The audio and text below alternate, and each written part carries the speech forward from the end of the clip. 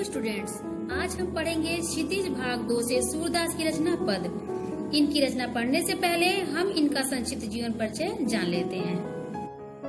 इनके जन्म के संबंध में कई मत हैं। इनका जन्म सन 1478 1478 में मथुरा के निकट रुनकता या रेणुका क्षेत्र में हुआ, जबकि दूसरी मान्यता के अनुसार इनका जन्म स्थान दिल्ली के पास से ही माना जाता है तथा सन 1583 1583 में पारसौली में इनका निधन हुआ। इनकी 3 ग्रंथों सुरसागर, सुरसरावली और साहित्य लहरी में सुरसागर ही सर्वाधिक लोकप्रिय हुआ। सूरदास वात्सल्य और श्रृंगार के श्रेष्ठ कवि माने जाते हैं। इनकी रचना में ब्रज भाषा का निखरा हुआ रूप है। इस पाठ में सुरसागर के भ्रमर गीत से 4 पद लिए गए हैं। इसमें उस समय की बात बताई गई है जब कृष्ण मथुरा चले गए थे और स्वयं न आकर उद्धव को योग का संदेश लेकर भेजा। उद्धव गोपियों की विरह वेदना को शांत करने का प्रयास करते हुए समझाते हैं। तभी वहाँ एक भौरा आ जाता है। यहीं से भ्रमर गीत आरंभ होता है और गोपियों ने भ्रमर के बहाने उद्धव पर व्यंग बाण छोड़े। आइए अब हम सूरदास के पहले पद को पढ़ते हैं। उद्धव तुम हो अति बड़भागी भाग्यशाली, अपरस रहत स्नेह तगा तय नाहिन मन अनुरागी, अपरस अछूता तगा बंधन अनुरागी अनुरक्त। यहाँ गोपियाँ कहती हैं उद्धव को कटाक्ष करते हुए कि हे उद्धव, तुम बहुत ही भाग्यशाली हो जो अभी तक कृष्ण के प्रेम से अछूते हो, उनके प्रेम के बंधन में नहीं बंध पाए और न ही तुम्हारा मन उनके प्रेम में अनुरक्त हुआ है। पुरैन पात रहत जल भीतर तारस देह न दागी, कमल के पत्ते जिस प्रकार जल में रहते हुए भी तारस देह न दागी, उस जल में रहते हुए पत्ते पर पानी की एक बूंद भी नहीं लगती, तुम भी उस कमल के पत्ते के समान हो जो कृष्ण के साथ रहते हुए भी तुम पर उनके प्रेम का कोई भी प्रभाव नहीं पड़ा।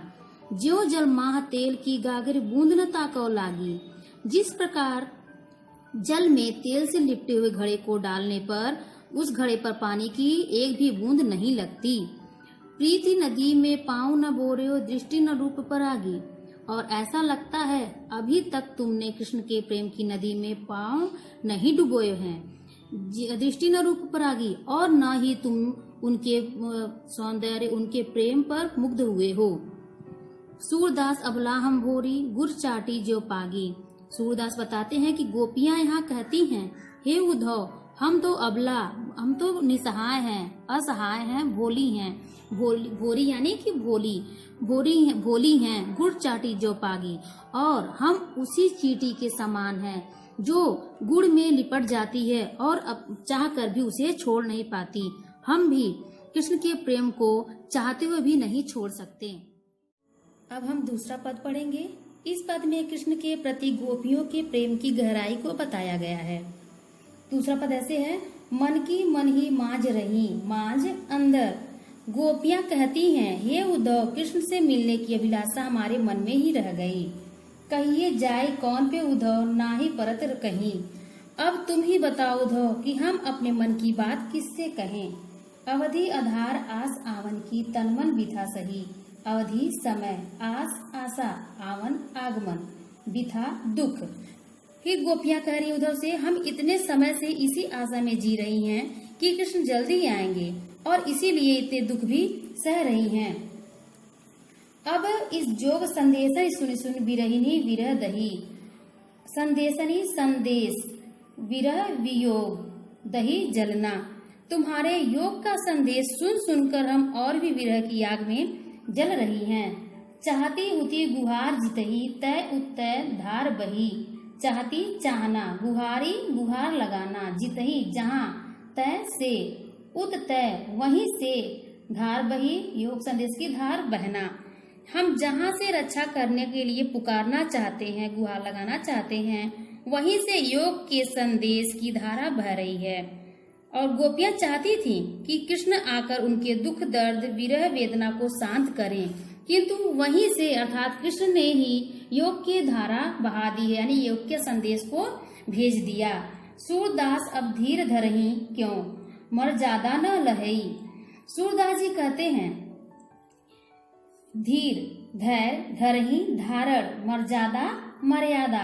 अब सूरदास जी बताते हैं कि गोपियां कह रही हैं, अब हम धैर्य क्यों धारण करें जब श्री कृष्ण ने ही मर्यादा का पालन नहीं किया।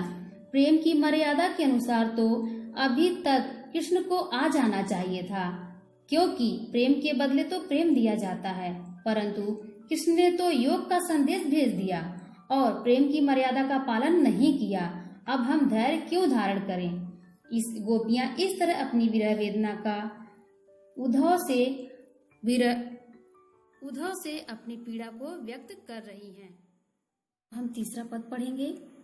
तीसरे पद में गोपियों ने श्री कृष्ण के प्रति दृढ़ प्रेम व्यक्त करते हुए सगुण उपासना पद्धति के प्रति अपनी आस्था प्रकट करती हैं और कहती हैं, हमारे हरिहारिल की लकड़ी, हारिल पक्षी, लकड़ी लकड़ी, मन क्रम वचन नंद नंदन उर, यह दृढ़ करी पकड़ी, कर्म क्रम नंद नंदन नंद के पुत्र उर मन।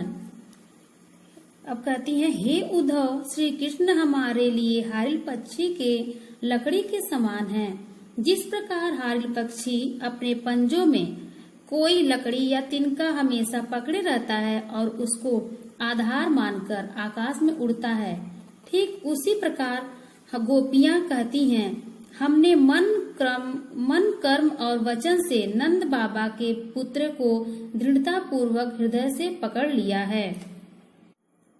जागत सोवत स्वप्न दिवस निसी, कान कान जकरी, जागते सोते स्वप्न दिन रात हर समय काना काना ही रटती हैं, जकरी रटती रहती हैं। हम जागती सोती स्वप्न में दिन रात अपने मन में कृष्ण की ही रट लगाए रहती हैं। सुनत योग लागत है ऐसो, ज्यों करुई ककरी करुई कड़वी। हे उद्धव, तुम्हारे योग की बातें सुनकर ऐसा लगता है जैसे कड़वी ककड़ी खा ली हो, अर्थात तुम्हारी निर्गुण उपासना का ज्ञान कड़वी ककड़ी की भांति ग्रहण करने योग्य नहीं है।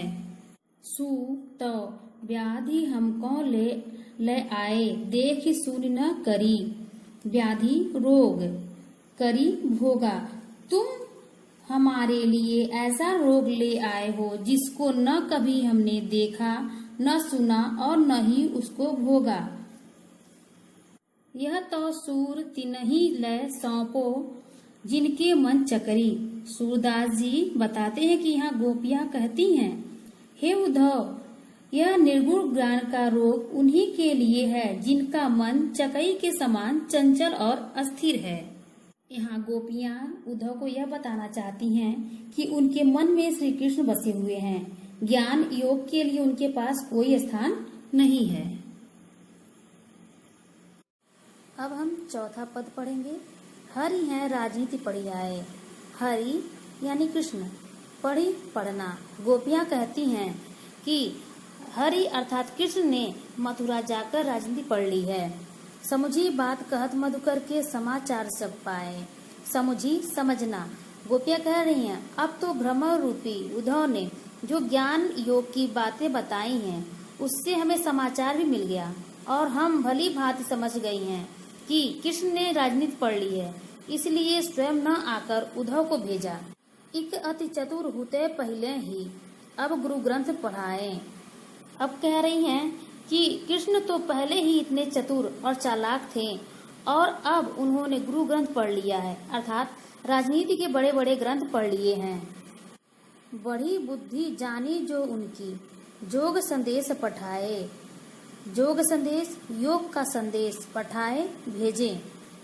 उनकी बुद्धि बहुत बढ़ गई है, तभी तो उन्होंने योग का संदेश भेजा है, जबकि कृष्ण को भली भांति पता है कि गोपियां उनके दर्शन को चाहती हैं। फिर भी वे स्वयं न आकर उद्धव से योग का संदेश भेजा है। उद्धव भले लोग आगे के परहित डोलत धाये, आगे के पिछले समय के पहले के समय के डोलत धाये, दूसरों के कामों के लिए दौड़ना भागना।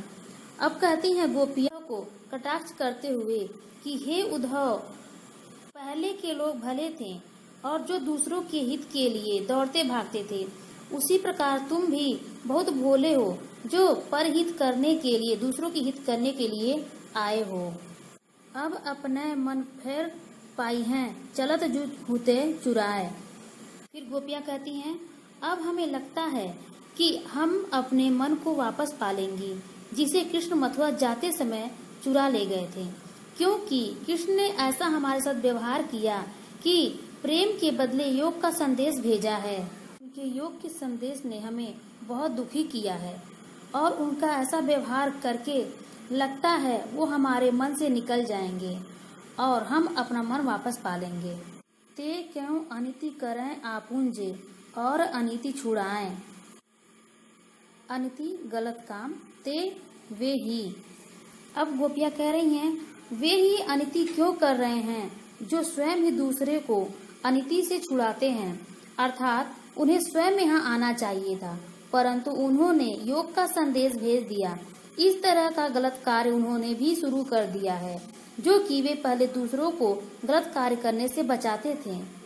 राज धर्म तो यह है सूर जो प्रजा न जा ही सताए। सूरदास जी के अनुसार गोपियाँ कहती हैं कि प्रजा का तो धर्म होता है प्रजा पर कोई अत्याचार न हो, उसे किसी प्रकार का कष्ट न हो।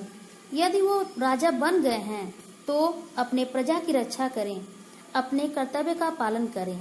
यदि वो हमें अपनी सखी नहीं मानते, प्रजा ही माने, तो भी हमें कोई दुख नहीं होता, क्योंकि प्रजा के लिए भी राजा का धर्म होता है कि प्रजा को न सताएं, क्योंकि वह राजा हैं और प्रजा को सताना राजा का धर्म नहीं है। इस तरह गोपियाँ उद्धव को व्यंग्य करते हुए कहती हैं और खरी खोटी सुनाती हैं कि कृष्ण ने योग का संदेश भेजकर अच्छा नहीं किया, उन्होंने अन्याय किया है, कि राजा को यह शोभा नहीं देता।